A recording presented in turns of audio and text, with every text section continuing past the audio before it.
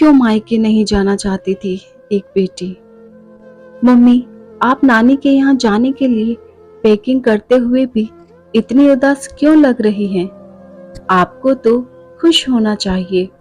नानी मामा से मिलने जा रही हैं। पिंकी दीदी, सोनू भैया भी मिलेंगे। नहीं नहीं, खुश तो हूँ। बस जाने से पहले क्या क्या काम निपटाने हैं यही सोच रही हूँ। खूब एंजॉय करना मम्मी। हमारी पढ़ाई के कारण तो आपका जल्दी निकलना भी नहीं होता। कहकर मेरे गाल पर किस करके मेरी बेटी सुकन्या चली गई। सही तो कह रही है, कोई मायके जाते हुए भी इतना उदास होता है।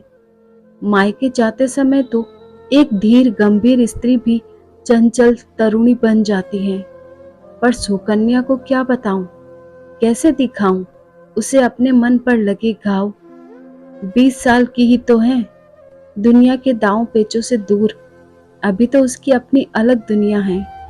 माँ बाप के साए में हंसती मुस्कुराती खिलखिलाती दुनिया। मेरे जाने के बाद अमित, सुकन्या और उससे 3 साल छोटे सौरभ को कोई परेशानी न हो, इस बात का ध्यान रखते हुए घर की साफ सफाई करने वाली रमाबाई और खाना बनाने वाली कमला को अच्छी तरह निर्देश दे दिए थे। अपना बैग बंद कर मैं अमित का ऑफिस से आने का इंतजार कर रही थी। सौरभ ने भी खेल कर आने पर पहला सवाल यही किया, मम्मी पैकिंग हो गई? आप बहुत सीरियस लग रही हैं, क्या हुआ? नहीं, ठीक हूँ, कहते हुए मैंने मुस्कुराने की कोशिश की। इतने में अमित भी आ गए। हम चारों ने साथ डिनर किया। खाना खत्म होते ही अमित बोले, सुजाता आज टाइम पर सो जाना, अब किसी काम की चिंता मत करना।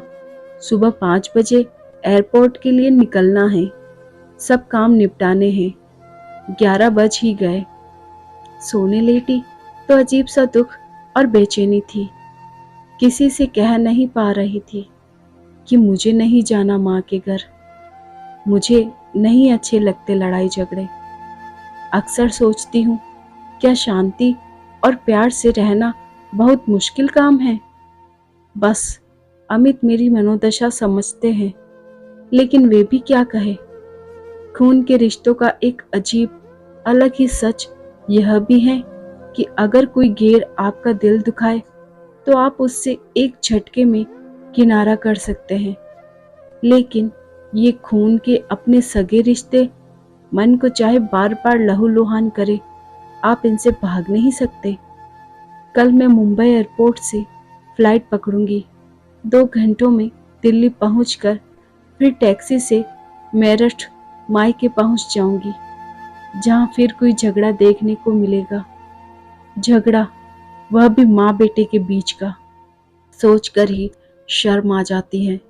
रिटायर्ड टीचर माँ और पढ़े लिखे मुझसे 5 साल बड़े नरेन भैया, गीता भाभी और मेरी भतीजी पिंकी व भतीजे सोनू के बीच का झगड़ा।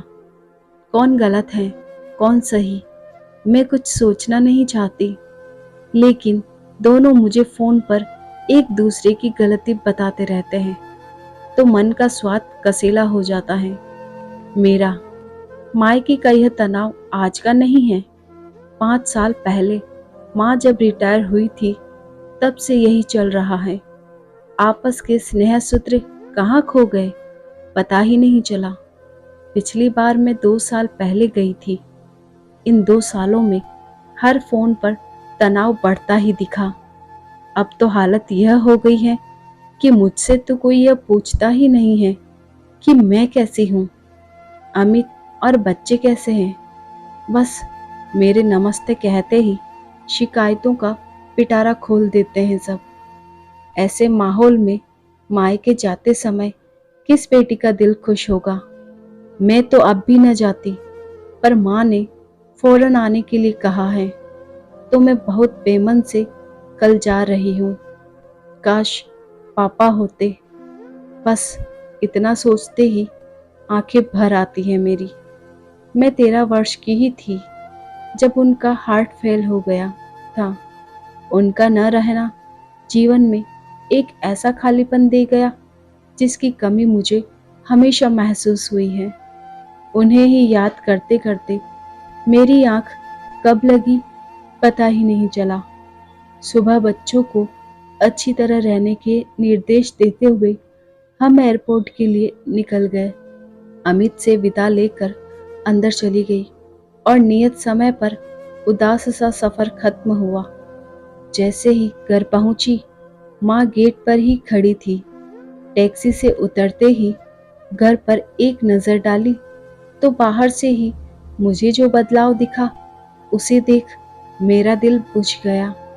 अब घर के एक गेट की जगह दो गेट दिख रहे थे और एक ही घर के बीच में दिख रही थी एक दीवार। दिल को बड़ा धक्का लगा।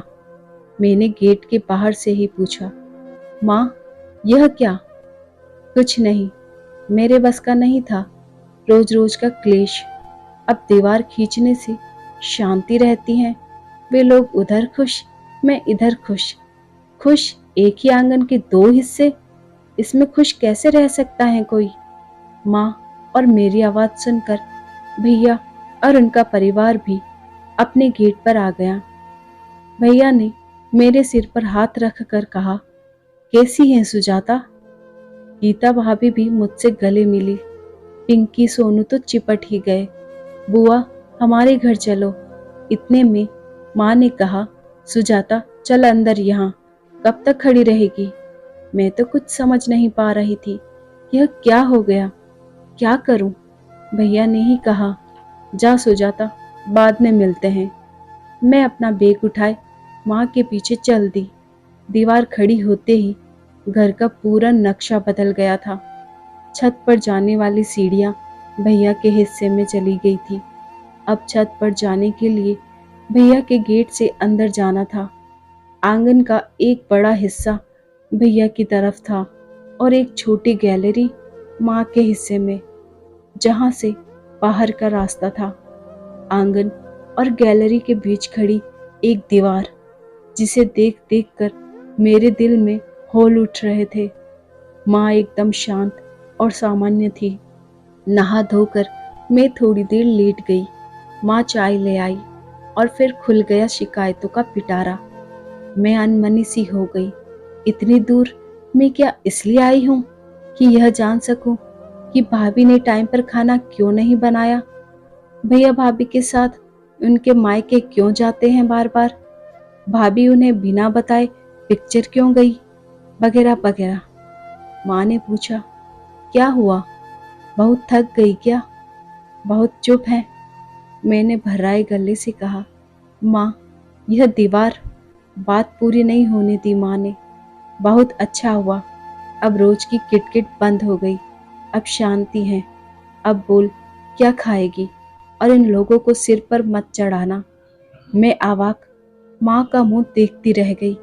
इतने में दीवार के उस पार से भैया की आवाज आई, सुजाता लंच यहीं कर लेना, तेरी पसंद का खाना बना है। पिंकी की आवाज भी आई, बुआ जल्दी आओ ना। माँ ने पल भर सोचा, फिर कहा, चल अच्छा एक चक्कर काट आओ उधर, नहीं तो कहेंगे। माँ ने भाई बहन को मिलने नहीं दिया। मैं भैया की तरफ गई।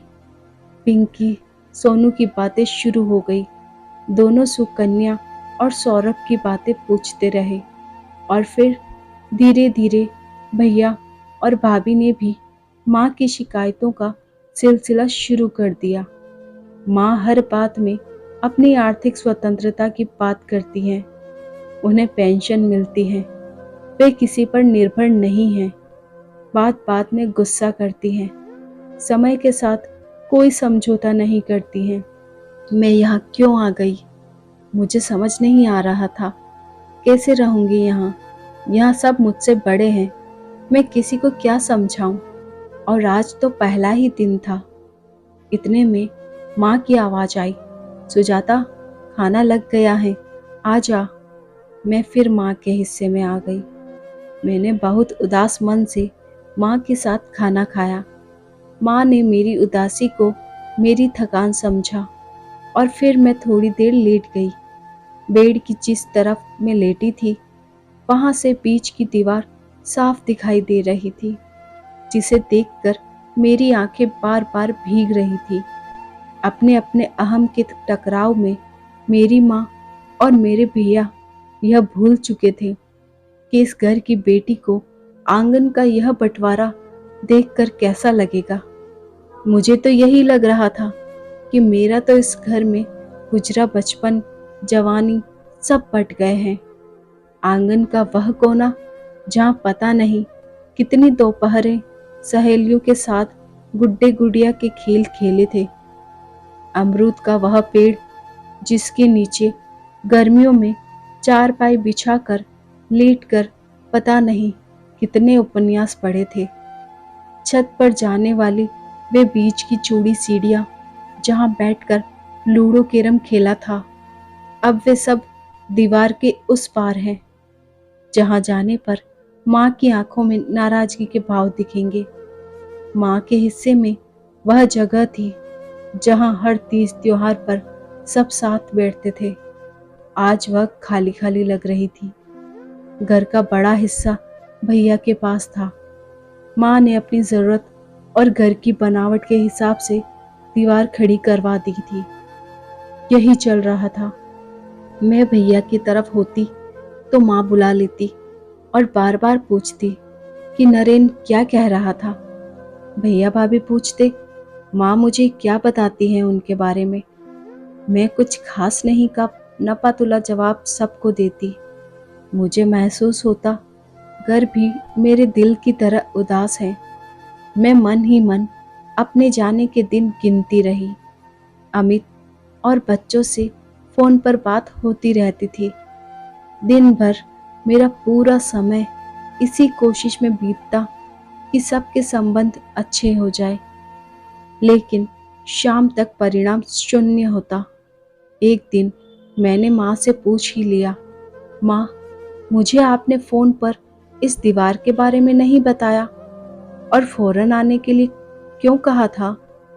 माँ ने कहा, ऐसे ही गीता को दिखाना था मैं अकेली नहीं हूँ, बेटी है मेरे साथ। मैंने भैया से पूछा, आपने फोन पर बताया नहीं कुछ। जवाब भाभी ने दिया, बस फोन पर क्या बताते, दीवार खींचकर माँ खुश हो रही है तो हमें भी क्या परेशानी है, हम भी आराम से हैं। मेरे मन में आया, ये सब खुश हैं तो मुझे ही क्यों तकलीफ हो रही है घर के आंगन में खड़ी दीवार से। एक दिन तो हद हो गई। माँ मुझे साड़ी दिलवाने मार्केट ले जा रही थी।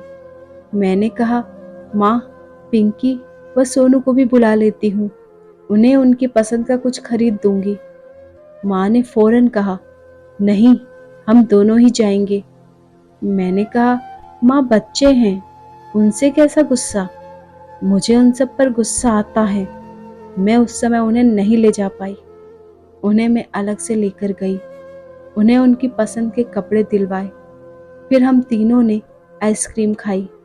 जब से आई थी यह पहला मौका था कि मन को कुछ अच्छा लगा था। पिंकी व सोनू के साथ समय बिताकर मन बहुत हल्का हुआ। 5 दिन बीत रहे थे। मुझे अजीब सी मानसिक थकान महसूस हो रही थी। पूरा दिन दोनों तरफ की आवाज़ों पर कभी इधर तो कभी उधर घूमती दौड़ती रहती।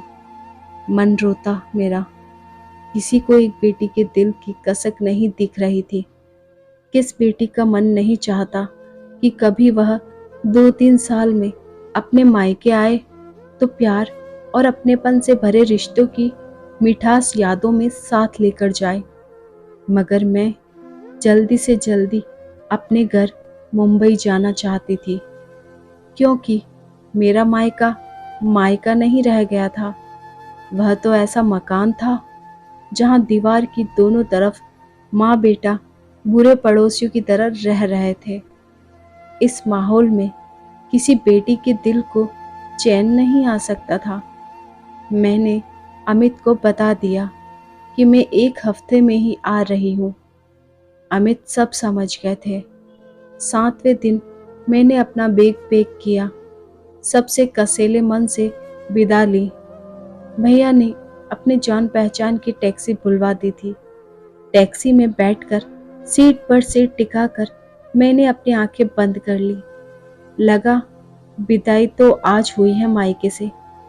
शादी के बाद जो विदाई हुई थी उसमें फिर मायके आने की, सबसे मिलने की एक आस, चाह और कसक थी। लेकिन अब लग रहा था कभी नहीं आ पाऊंगी। इतने प्यारे मीठे रिश्ते में आई कड़वाहट सहन करना बहुत मुश्किल था। मायके में खड़ी बीच की दीवार रह रह कर मेरी आंखों के आगे आती रही और मेरे गाल भिगोती रही। धन्यवाद दोस्तों। आई होप आपको ये कहानी पसंद आई होगी। ऐसी और पारिवारिक कहानियाँ सुनने के लिए हमारे चैनल को लाइक, शेयर और सब्सक्राइब कीजिए और बेल आइकन को प्रेस कीजिए।